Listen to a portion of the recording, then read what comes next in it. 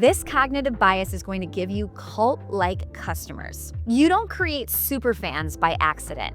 Back in 2008, Taylor Swift was just another young artist trying to break through, and her songs were good. The talent was there. But over the years, something changed. Today, her fans don't just listen, they call themselves Swifties. I may have gone to not one, but 3 of the Eras Tour concerts. I know. And at the concerts, they're trading friendship bracelets. They're tattooing her lyrics on their skin. Some are flying across the world just to be in the same building as her. So let's talk about what happened. Well, Taylor stopped just releasing music and she started building a whole world.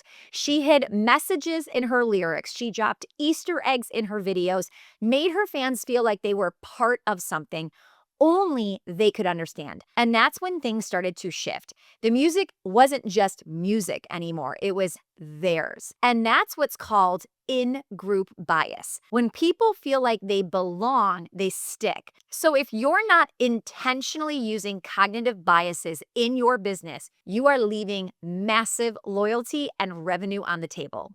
Now, when you understand how your audience starts to think, you can create raving fans who not only stick around, but beg to buy from you again and again.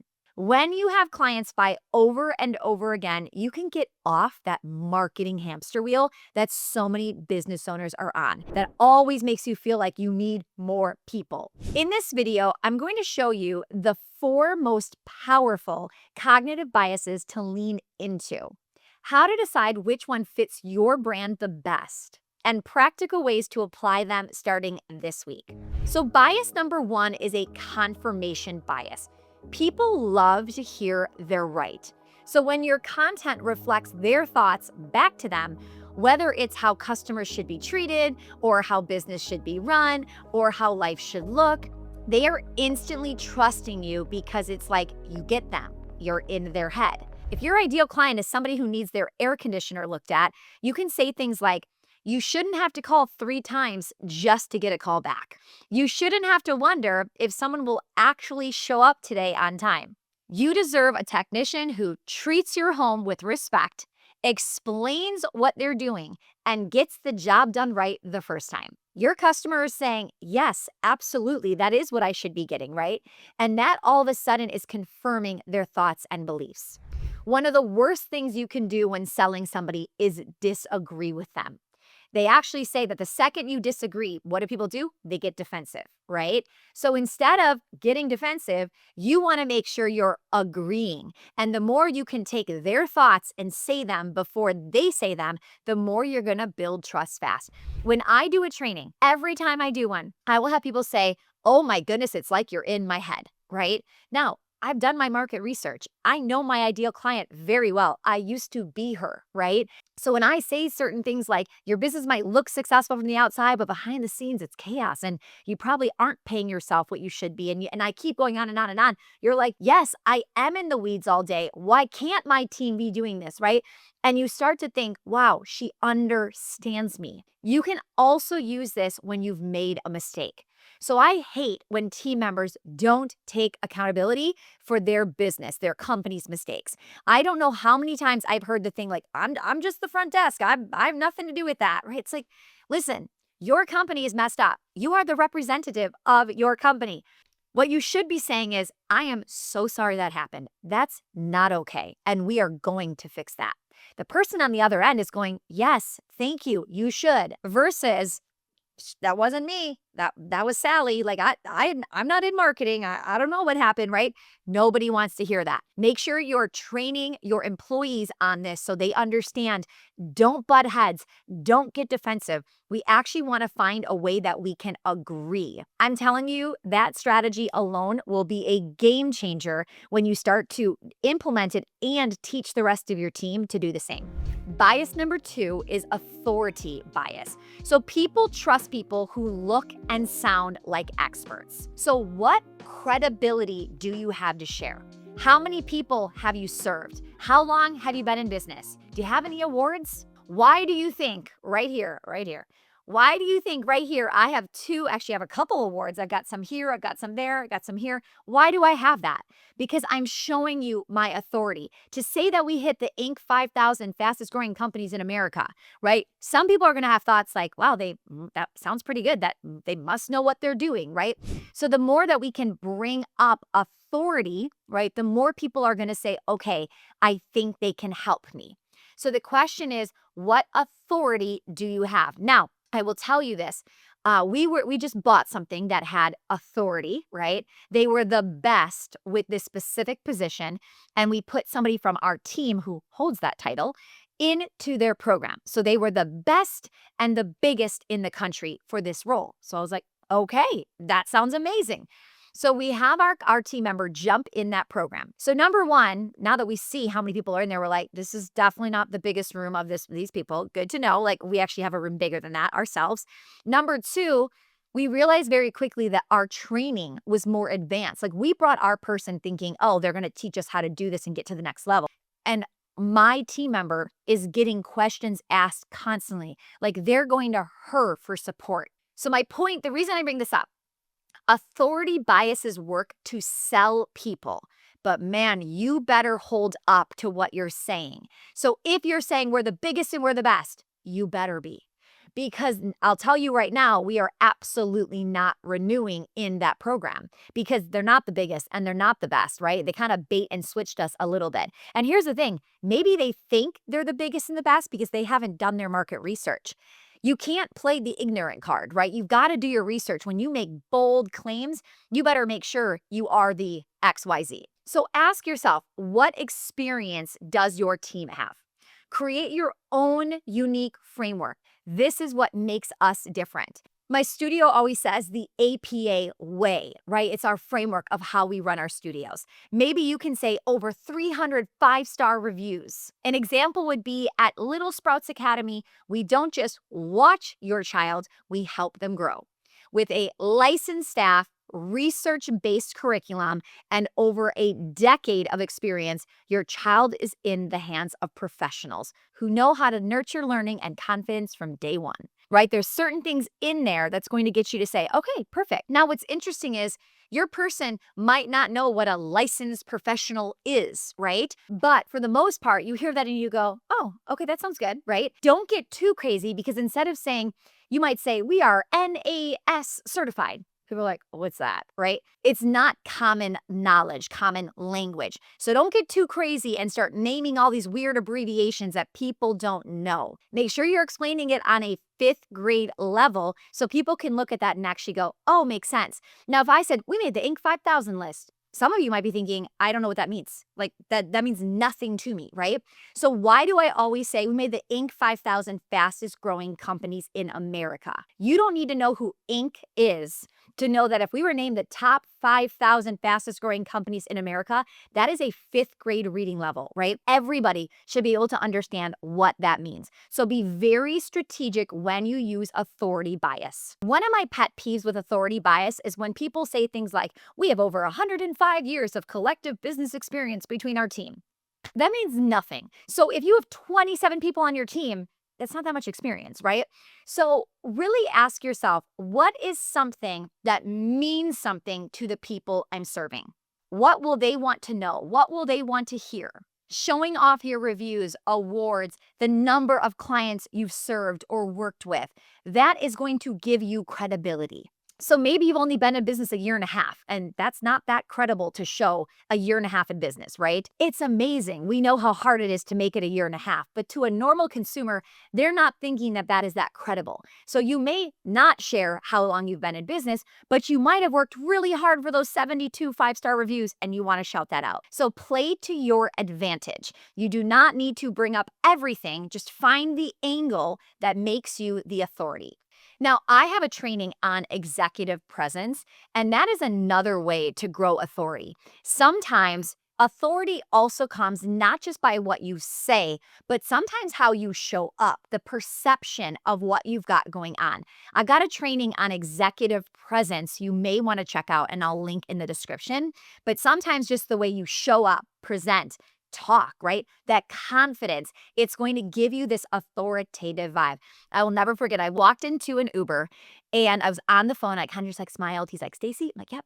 So I go in, I just keep going, right? Keep talking.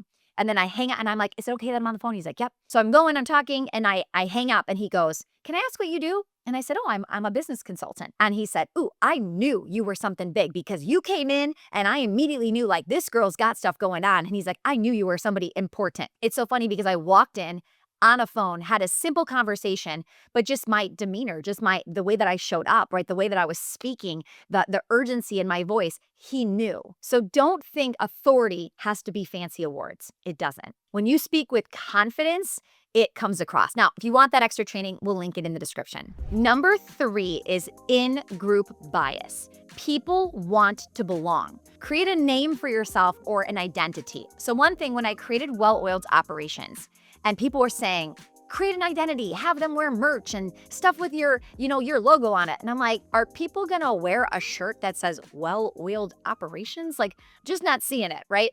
So I immediately knew, okay, we needed to create an identity, something that people would proudly wear, that they identified with, right? So one of the words we've been using for almost 10 years now is the word powerhouse. Like we well oil our businesses, but the people that I work with are powerhouses. They are go-getters, they are action takers, they are innovators, right? They are strategists, and they proudly wear the word powerhouse on hats, shirts, mugs, you name it. So what can you do to call out an identity within your company? The reason I share that example is you might have, Al's Heating and Cooling, and they're probably not going to wear that on their shirt.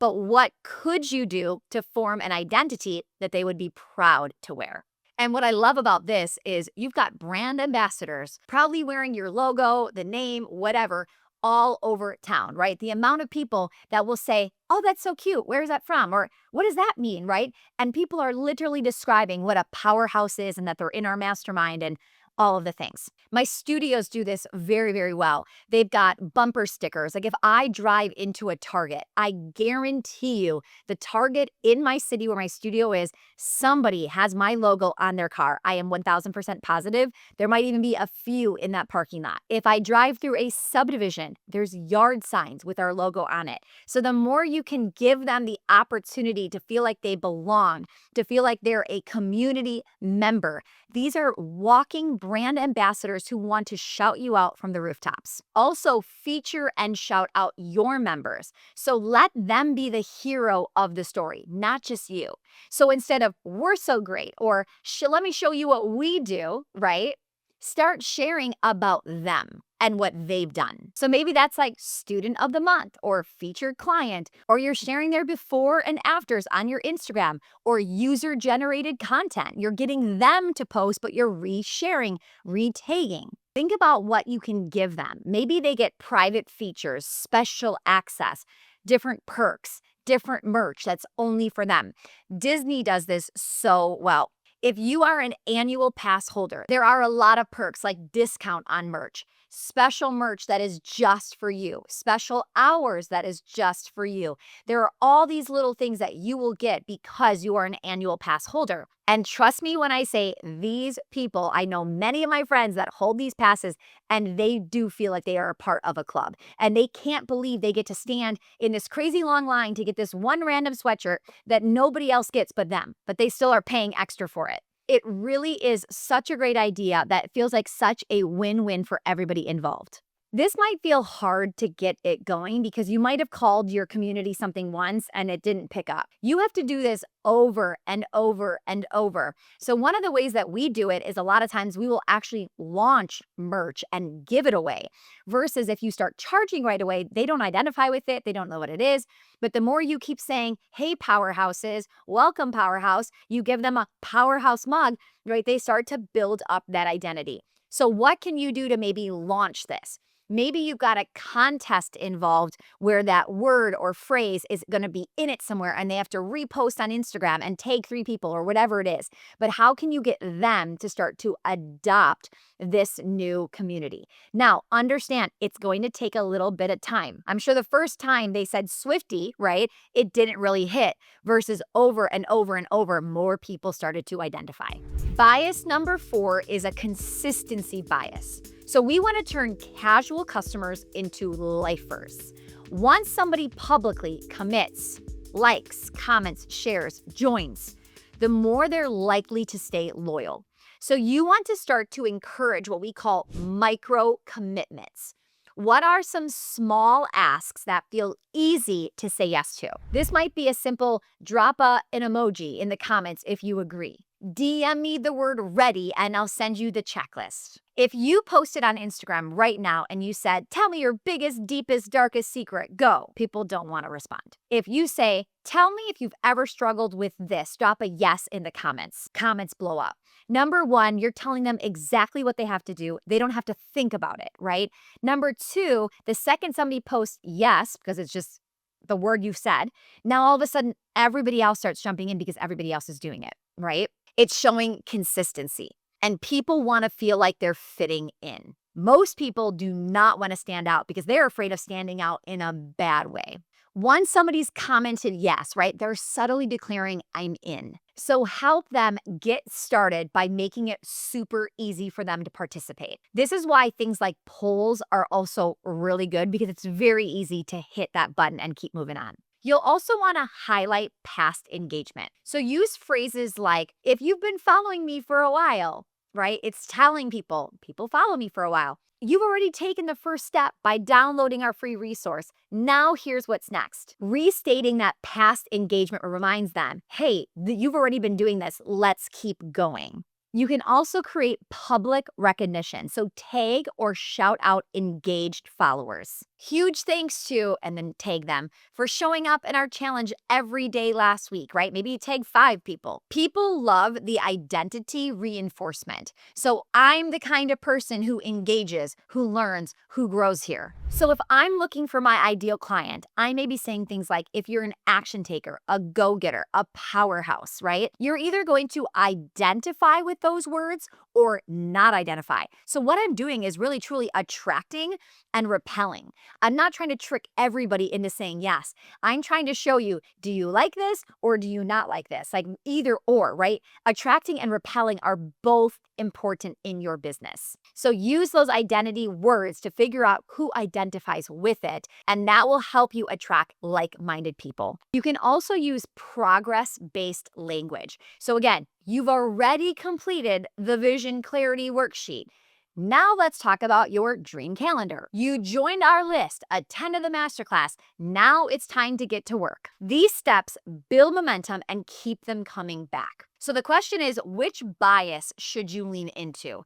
If your audience values logic and data, start with a confirmation bias. If they want a leader to follow, that's where I would lean into the authority bias. If you're building a tribe or a movement, how can you lean into the in-group bias? And if you have strong social or email engagement, boost with the consistency bias. The goal is not to get you overwhelmed and to make you think you have to do all 4 of these. You want to pick one, double down on the strategy for at least 30 days, and watch what happens. Now give it a try, go all in at the end of 30 days, see what results have happened. Use facts, not feelings, like, I don't really know if it did anything.